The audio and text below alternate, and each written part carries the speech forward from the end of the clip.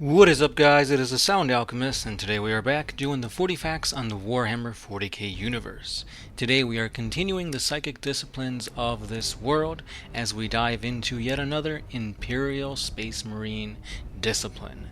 This time it is none other than the Blood Angels.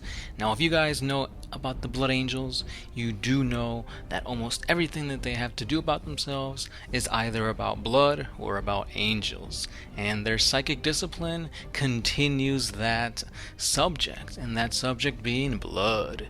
So Sanguinary is the name of their discipline, and Sanguinary is just another word for blood. So when it comes to the Angels of Death, the Blood Angels themselves, they tend to have just a little bit more of that Psyker gene within them, meaning that they have more Psykers and that they have a little bit more honor in wielding the abilities of the Warp. They are always on the defensive since they kind of have that genetic defect, the Red Thirst and the Black Rage. So because of this, their librarians have to be super on their toes to avoid getting, those defects, and thus be even more powerful. Because if you got the Black Rage, you are going to go on a crazy assault, and if you're a Psyker, you're just going to be that much more of a detriment to your chapter.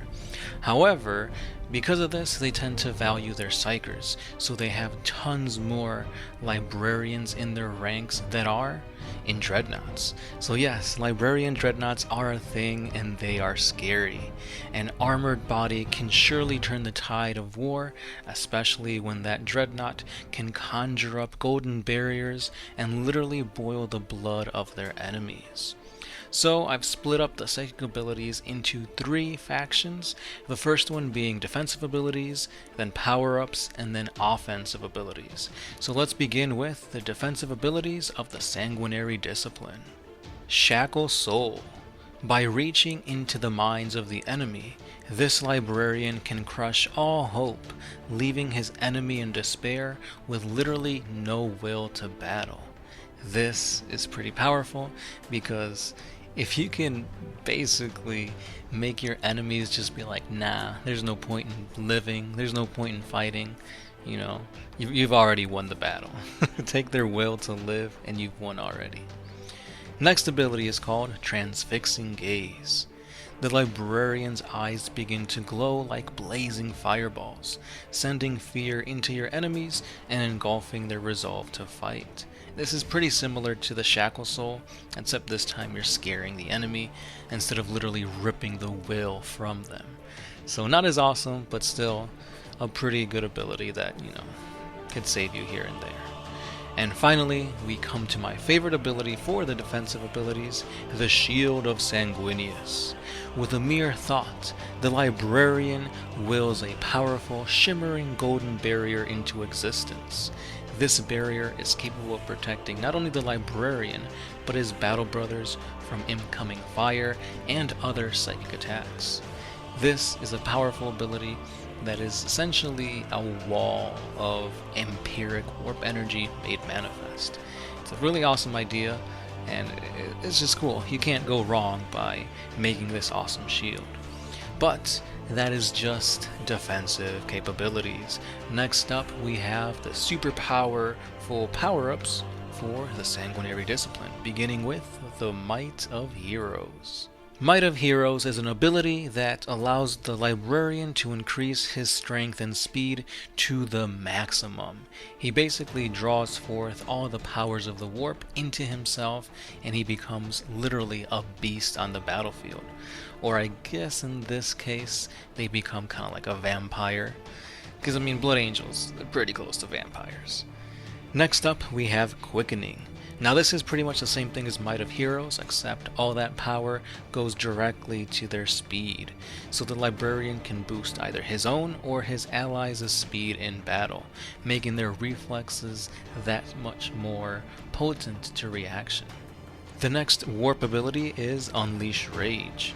This is when the innermost rage of his allies is brought out, making them even more deadly in combat. This is pretty close to having the Black Rage, but a little bit more controlled. You're not literally losing yourself to your genetic defects, you're just bringing out all that anger inside you to brush off attacks and just become more brutal on the battlefield. And next, we've come to my favorite power-up, the Wings of Sanguinius. Ethereal blood-red wings that glisten with raw psychic energy appear behind the librarian, granting him the ability to soar across the battlefield like a true angel of blood. This is a really awesome ability that was one of the main reasons why I decided to go with the Blood Angels as one of my main armies. Just the thought of having like these blood red wings behind your chapter master or librarian just looks really awesome. I mean, in gameplay wise, I really like to use this attack because librarian dreadnoughts are beasts. Now imagine a librarian dreadnought that can move 12 inches up the battlefield. That's pretty scary. But anyway, let's jump to the real fearful abilities, the offensive psychic powers. Unfortunately, there are only 3 abilities that pertain to the offensive psychic powers, but they're pretty epic.